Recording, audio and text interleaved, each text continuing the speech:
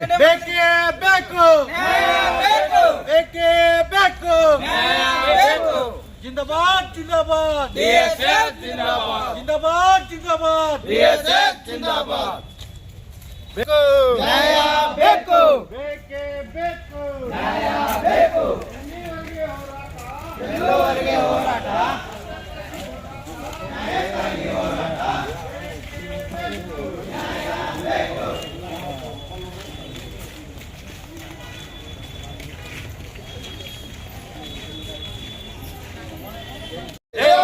ಕರ್ನಾಟಕ ದಲಿತ ಸಂಘರ್ಷ ಸಮಿತಿ ಅಂಬೇಡ್ಕರ್ ಹೋರಾಟಕ್ಕೆ, ಪೌರ ಕಾರ್ಮಿಕರ ಹೋರಾಟಕ್ಕೆ, ಪೌರ ಕಾರ್ಮಿಕರ ಹೋರಾಟಕ್ಕೆ ಬೇಕೇ ಬೇಕು, ನ್ಯಾಯ ಬೇಕು, ಬೇಕೇ ಬೇಕು, ನ್ಯಾಯ ಬೇಕು. ಕರ್ನಾಟಕ ದಲಿತ ಸಂಘರ್ಷ ಸಮಿತಿ ಅಂಬೇಡ್ಕರ್ ಹೋರಾಟಕ್ಕೆ, ಕರ್ನಾಟಕ ದಲಿತ ಸಂಘರ್ಷ ಸಮಿತಿ ಅಂಬೇಡ್ಕರ್ ಹೋರಾಟಕ್ಕೆ, ಪೌರ ಕಾರ್ಮಿಕರ ಹೋರಾಟಕ್ಕೆ, ಪೌರ ಕಾರ್ಮಿಕರ ಹೋರಾಟಕ್ಕೆ ಬೇಕೇ ಬೇಕು.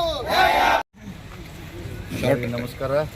ಮಹಾನಗರ ಪಾಲಿಕೆಯಲ್ಲಿ ದುಡಿಯುತ್ತಿರುವ ಕಾರ್ಮಿಕರಿಗೆ ಅನ್ಯಾಯ ಮಾಡಿದಂಥ ಏನು ಟೆಂಡರ್ದವ್ರು ಅದಾರ, ಹುಬ್ಳಿ ಟೆಂಡರ್ ಹಾಗೂ ಜನಕ್ಷೇಮ ಟೆಂಡರ್ ಅಂಥೇಳಿ ಅವರಿಗೆ ಸರಿಯಾಗಿ ವೇತನವನ್ನು ನೀಡಿಲ್ಲ.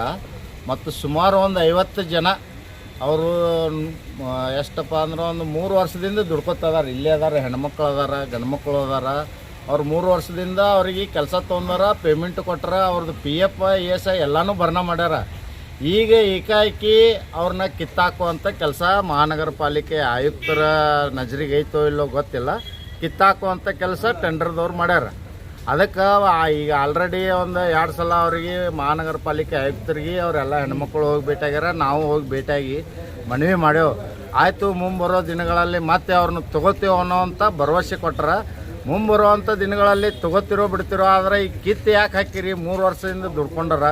ಈಗ ಸರ್ಕಾರದಿಂದ ಅವರು ನೇರ ನೇಮಕಾತಿ ಆಗುವಂಥ ಅವರಿಗೆ ಅವಕಾಶ ಇತ್ತು, ಅದನ್ನು ಕಿತ್ತು ಹಾಕಿ ಇದು ಮಾಡ್ಯಾರ. ಅದಕ್ಕೆ ಅವ್ರನ್ನ ಏನೈತಿ ವಾಪಸ್ ಕೆಲ್ಸಕ್ಕೆ ತೊಗೊಂಡು ಈಗೇನು ನೇರ ನೇಮಕಾತಿ ಒಳಗೆ ಅವ್ರನ್ನ ಮಾಡಬೇಕು, ಅವ್ರಿಗೆ ನೇರ ನೇಮಕಾತಿ ಒಳಗೆ ತೊಗೋಬೇಕಂಥೇಳಿ ನಾವು ಜಿಲ್ಲಾಧಿಕಾರಿ ಮುಖಾಂತರ ಮಾನ್ಯ CM ಅವ್ರಿಗೆ ಮನವಿ ಮಾಡ್ಕೊತೇವೆ.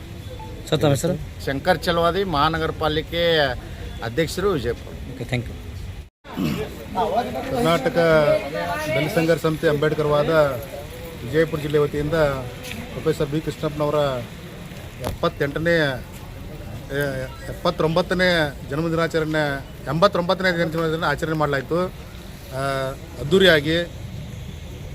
ಪ್ರೊಫೆಸರ್ ಬಿ ಕೃಷ್ಣಪ್ಪನವರು ಯಾಕೆ ಪ್ರಸ್ತುತ ಆಗ್ತಾರಪ್ಪ ಅಂತಂದ್ರೆ, ಇವತ್ತು ಚಳವಳಿಗಳು ದಾರಿಗಳನ್ನು ತಪ್ಪಿದಂಥ ಒಂದು ಸಂದರ್ಭದಲ್ಲಿ BK ಅವ್ರನ್ನ ನಾವು ನೆನೆಸ್ಬೇಕಾಗುತ್ತೆ. 70ರ ದಶಕದಲ್ಲಿ ಚಂದ್ರಗುತ್ತಿ ಹೋರಾಟ ಆಗಿರ್ಬೋದು, ಬೆತ್ತಲೆ ಸೇವೆ ಹೋರಾಟ ಆಗಿರ್ಬೋದು, ದೇವದಾಸಿ ಪದ್ಧತಿ ನಿರ್ಮೂಲನೆ ಮಾಡೋದಾಗಿರ್ಬೋದು,